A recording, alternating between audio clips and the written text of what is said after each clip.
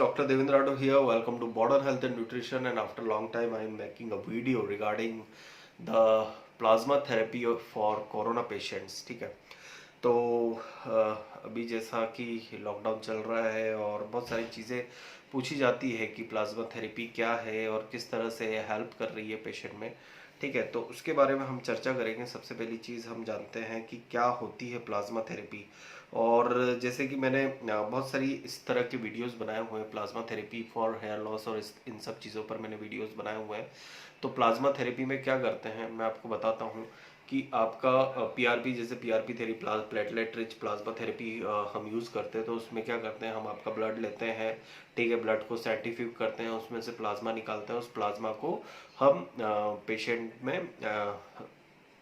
Administer करते हैं। ठीक है, तो प्लाज्मा थेरेपी क्या होती है और किस तरह से वर्क करती है, ये इस चीज़ पर आज जो एक रिसर्च हुई है, रिसर्च एक तरह से अभी ट्रायल चल रहा है, कितनी इफेक्टिव है, कितना क्या है, ये चीज़ अभी तक मालूम नहीं है। मैक्स हॉस्पिटल में सबसे पहले इंडिया में अभी स्टार्ट किया था, और इंडिया में स्टार्ट करने के बाद से मैक्स हॉस्पिटल में one of the patient having recover, मतलब वो रिकवर हुआ उस चीज़ के बाद से। और एक पेशेंट जो कि क्रिटिकल था, तो ऑब्वियसली बहुत सारे रीज़न होते हैं जिसकी वजह से वो नहीं सरवाइव कर पाया। ठीक है, तो हम जानते हैं कि इस वाली थेरेपी में कहाँ तक और कितना हम कर सकते हैं। ठीक है, तो उसके बारे में हम चर्चा करेंगे। सबसे पहले अब हम बात करते हैं कि कोरोना वायरस में प्लाज्मा थेरेपी किस तरह से काम करती है। तो सबसे पहली चीज़ मार्क करना है कि कौन कौन से लोग हैं जो कि कोरोना से बहुत अच्छे से फाइट करके रिकवर हुए, उनकी इम्यूनिटी कैसी थी, और उसके ऊपर रिसर्च करके फिर हम क्या करते हैं, उन पेशेंट का ब्लड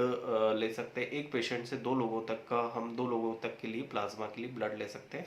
ब्लड लेते हैं, उसको सेंट्रीफ्यूज करते हैं, सेंट्रीफ्यूज करने के बाद उनका प्लाज्मा अलग करते हैं। प्लाज्मा अलग करने के बाद हम उसमें ये चीज़ करते हैं कि एंटीबॉडीज, पहली चीज़ है इन्फेक्शन देखते हैं कि और किसी तरह का पॉजिटिव इन्फेक्शन तो है नहीं। फिर उस प्लाज्मा को धीरे धीरे पेशेंट की बॉडी में एडमिनिस्टर किया जाता है एज ए मेडिसिन। ठीक है, तो ये वाली जो थेरेपीज है ये अभी ट्रायल बेसिस पर है। कितने रिजल्ट आएंगे, क्या रहेगा, ये इसके बारे में अभी हम कुछ भी नहीं बता सकते। तो ऑब्वियसली अभी इसमें कितने पॉजिटिव रिजल्ट्स हैं, क्या है, इसमें टाइम आने में, मतलब टाइम धीरे धीरे टाइम आएगा, उसके अकॉर्डिंग हम देख पाएंगे। ठीक है, लेकिन अभी तक ऐसा कुछ भी नहीं है कि इसको हम बोल सके क्योर है या नहीं, कितना क्योर क्योर परसेंटेज है। आईसीएमआर ने बोला है कि ये वर्किंग है और काफ़ी हद तक लोगों के लिए हेल्प कर रहा है। तो ऑब्वियसली मतलब एक तरह से होप है कि plasma therapy can cure the patient.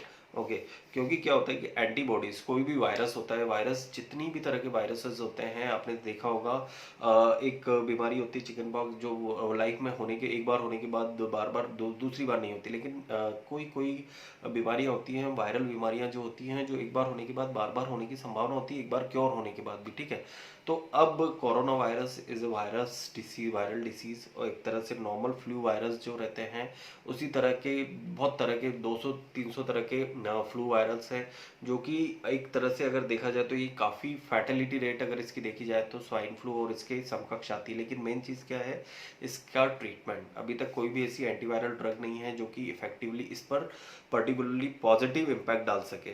तो अभी ये है कि इन मतलब जो भी मैक्सिमम नंबर्स ऑफ मेडिसिन है हम पेशेंट पर as per the symptoms, as per the according to that particular symptomatologically हम उस पर वर्क करते हैं। जैसे एससीक्यूज है, हाइड्रोक्सीक्लोरोक्वीन्स है, ठीक है, जेड पैक है, एजिथ्रोमाइसिन है, और साथ में ये प्लाज्मा थेरेपी। ठीक है, तो ये जो है ये अभी के पेशेंट्स पर यूज़ की जा रही है।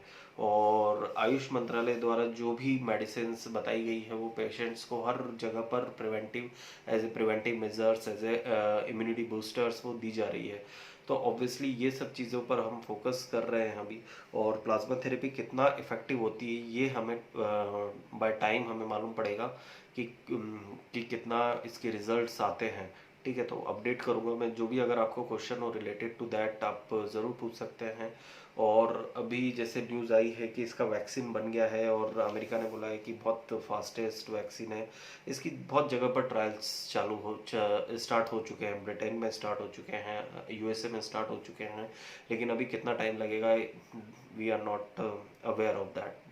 क्योंकि कोई भी वैक्सीन जो भी रहता है उसे नियर अबाउट 18 मंथ्स लगते हैं प्रॉपरली उसको प्रॉपर टेस्टेड करने में, उसको प्रॉपरली उसको प्रोडक्शन में डालने पर, उसकी प्रॉपर टेस्टिंग करने पर, हर तरह की टेस्टिंग होती है, उसके माइनस नेगेटिव इफेक्ट्स, कितना इफेक्टिव है वो वैक्सीन, एक डोज में कितना इफेक्ट कर सकता है, तो ये सब चीज़ें बहुत मायने रखती, ठीक है। और बाकी तो क्या चीज़ें हैं, अभी तो बहुत टाइम लग सकता है, जैसा कि एमपी इंदौर में तो बोल दिया गया है कि लॉकडाउन आफ्टर 3 मई के बाद भी नहीं हटेगा। तो बहुत मतलब एक तरह से this is our part of our life, हमें इसके साथ ही अभी सरवाइव करना है। और अभी शुरू शुरू में हमने जब देखा था, इनिशियली लॉकडाउन स्टार्टेड हुआ था तब बहुत ज़्यादा पैनिक हुई थी। हमें खुद को मतलब 7-8 दिन तक नींद नहीं आई कि क्या होगा आगे किस तरह से, लेकिन अब ये लाइफ का एक हिस्सा बन चुका है। तो ऑब्वियसली आप इस सब चीज़ों का ध्यान रखें। और अगर आपका कोई भी क्वेश्चन हो आप ज़रूर पूछें, वीडियो को शेयर करें ताकि प्लाज्मा थेरेपी के बारे में मैंने जो बताया है लोगों के पास वो चीज़ पहुँचे। मेन चीज़ है इसको अवेयर रहने का, सोशल डिस्टेंसिंग, और ये हमें बहुत लंबे समय तक हमें इसको फॉलो करना पड़ेगा, ठीक है। तो अभी के लिए इतना ही, और चैनल को सब्सक्राइब ज़रूर करिएगा ताकि आगे आने वाले वीडियोस में मैं आपको अपडेट देता रहूँ। Thank you very much.